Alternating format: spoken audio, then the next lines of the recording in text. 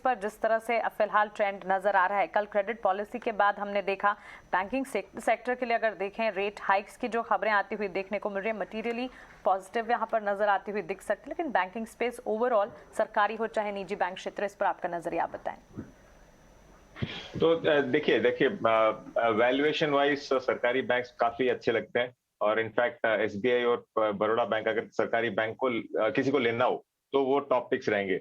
लेकिन मेरा प्रेफरेंस रहेगा प्राइवेट बैंक की तरफ, क्योंकि अगर मतलब जो भी सिनेरियो है और जो भी एम्बियंस बाजार में अभी हो रहा है, उसका सबसे फास्ट बेनिफिट कौन लगा, मतलब तेजी से उसका फायदा कौन लेने वाली है, ये लेने वाली है प्राइवेट बैंक्स।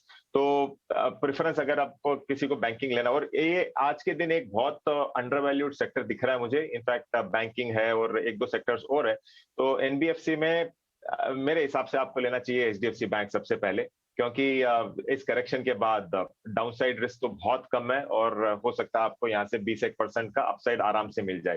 तो प्राइवेट सेक्टर पे ही मैं बुलिश रहूंगा मोर देन पीएसयू। हाँ, पीएसयू ऊपर जाएगा, हो सकता है यहाँ से आपको 6-7% यहाँ से और रैली मिल सकती है, लेकिन कंपैरेटिवली आपको अगर थोड़ा ज्यादा पैसा कमाना है तो प्राइवेट में रहिए। क्लियरली सीएलएसए और क्रेडिट स्विस की भी पॉजिटिव रिपोर्ट्स आज बैंक्स पर राइज ब्रोकरेजेस आती हुई दिखी है, तो बैंकिंग स्पेस पर खास तौर से हमारी नजर होगी। इस बीच हमारे साथ नरेश मिरानी भी जुड़ गए हैं। Naresh, good morning. बताएं, आज वीकली एक्सपायरी के दिन लगातार 3 सेशन से तो बाजार परफॉर्म नहीं कर पा रहे हैं, आज के लिए कैसे देख रहे हैं आप ट्रेंड? अभी भी यह है कि निफ्टी में जो है 16,300-400 के नीचे हम चले जाएंगे, बट सिमिलर जो प्राइस पॉइंट है अगर बैंक निफ्टी में वो 34,700-800 है। देखना ये है कि वो होल्ड करता है कि नहीं। अगर वो होल्ड करता है तो अभी भी पॉजिटिव या नो ट्रेड जोन में हो जाता है। और ओवरऑल ग्लोबली भी एक बॉक्स में एक ट्रेडिंग रेंज में है, यूएस मार्केट्स, यूरोप मार्केट्स। ये पीरियड में एज ऑफ नाउ वेट कर रहे हैं कि एक रिकवरी शार्प मिले, तो जो भी स्टॉक कल के जो हाईज क्रॉस करेंगे उसमें मोमेंटम बेटर रहेगा। एज ऑफ नाउ जो तीन मेरे पिक्स है, सबसे पहले रहेगा बाय ऑन हीरो मोटोकॉर्प, जो 2800 से करेक्ट होते हुए आ रहा है। डिप्स पे ये अच्छा बाय बनता है। स्टॉप लॉस 2450 एंड स्लोली 2800 की तरफ रिकवरी आनी चाहिए।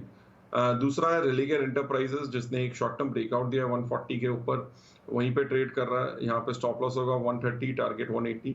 और लास्ट बाय रहेगा ऑयल इंडिया पे, जिसने एक 4 साल का ब्रेकआउट दिया 260 के ऊपर, एक मूव आ चुका है 300 पे, अब डिप पे बाई रहेगा 270 280, एक अच्छा जोन है इसमें एक्यूमुलेट करने के लिए। और ये लॉन्गर टर्म ट्रेंड इसमें शुरू हुआ है, स्टॉप लॉस 250, टारगेट 350 प्लस।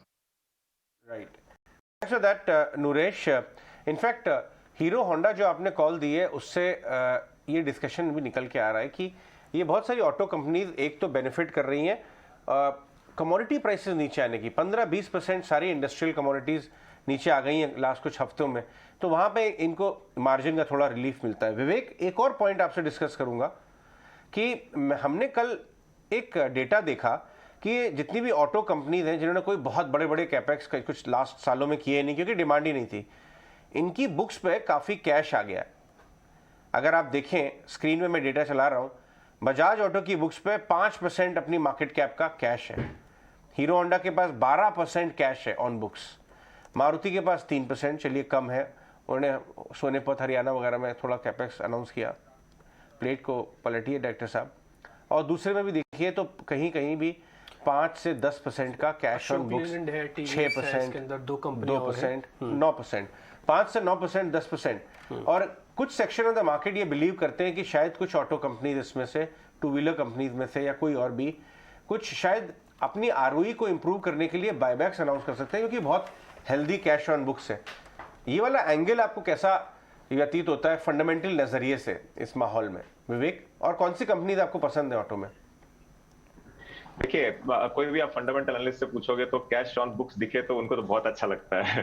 तो कैश ऑन बुक्स अच्छी बात है। और देखिए, ये लोग अब बाई बैक करेंगे क्या, ये तो हो सकता है, पॉसिबिलिटी है, लेकिन मुझे लगता है कि ये लोग काफी इन्वेस्टमेंट इस कैश का जाएगा ईवी एक्सपेंशन में, क्योंकि ईवी एक ऐसा सेगमेंट है और जो भी अब जियोपॉलिटिकल इश्यूज वगैरह हो रहे हैं, तो मुझे लगता है कि इंडिया का पुश रहेगा टुवर्ड्स ईवी, और ये कैश उधर काफी हद तक काम में आने वाला है।